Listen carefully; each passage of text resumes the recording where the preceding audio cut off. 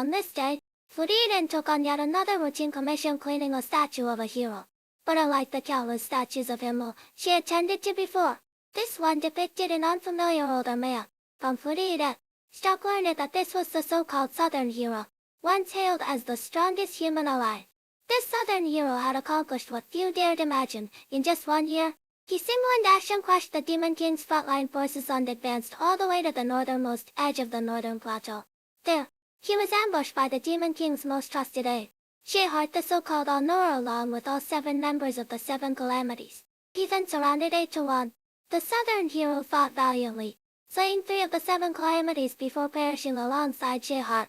By comparison, even Himmel's party, the very group that ultimately defeated the Demon King, had only managed to vanquish 2 of them. What Stark and Fern didn't know was that the Southern hero had once invited Frieren to join his quest to defeat the Demon King, but she had refused. To her surprise, he hadn't been disappointed at all.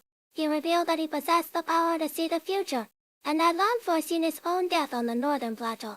He also knew that soon after his passing, a young hero named Himmel would arrive and ask Frieren to join his journey, and that it would be Himmel, not himself, who would save the world. More importantly, he told Frieren that meeting Himmel would change her life forever. Before departing, the Southern hero asked Frieren to deliver a message to Himmel. Even if his deeds were destined to fade into the shadows of history, he would still pave the way for Himmel's victory. In truth, however, this prophecy was not entirely accurate. His legacy was never forgotten. The people living in the lands he liberated continued to honor his name, passing down his story from generation to generation. A few days later, Frieren and her companions arrived in a sizable city. Strangely, the usually lethargic Frieren was unusually proactive, stocking up on supplies as if desperate to leave immediately. Fern and Stark soon learned why. The steward of the local lord suddenly appeared before them, inviting the group to dinner. One glance at Frieren's expression confirmed it. He had been trying to avoid this very person. Since they'd been caught, Frieren cut straight to the point and asked what the lord wanted from her. The steward explained that their ancestral sword had been stolen by demons and requested Frieren's help in retrieving it. This wasn't the first time such a thing had happened. Decades earlier, during her travels with Himmel, the previous lord had threatened to throw them all in prison if they failed to recover the same sword. Though reluctant, Frieren accepted the commission not out of duty to the lord, but to honor the efforts Himmel had made back then. Legend held that the sword once belonged to a powerful demon, which was why it continually attracted demonic attention. Following the clues, Frieren's group arrived at an abandoned town, where they encountered a nun praying for the dead, claiming the settlement had been destroyed by a demon. But Frieren saw through the disguise she declared the nun was, in fact, the very demon who had stolen the sword and razed the town. Exposed, the demon dropped all pretense and unleashed her full power.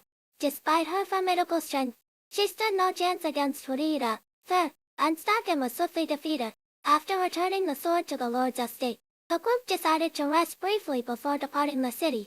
Stark questioned why they didn't simply destroy or discard the blade, given how it kept drawing demons.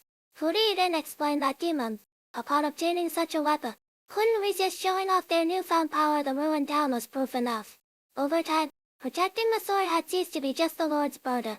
It had become a shared responsibility of the entire city. The Southern hero, though he foresaw his own death, never fled his fate. Perhaps it was precisely because of countless individuals like him willing to sacrifice themselves in silence that humanity ultimately triumphed over the Demon King. As Frieren continues her journey, what new encounters and revelations await her? Be sure to subscribe to my channel for the latest episode breakdowns and analysis of Frieren Beyond Journey's End.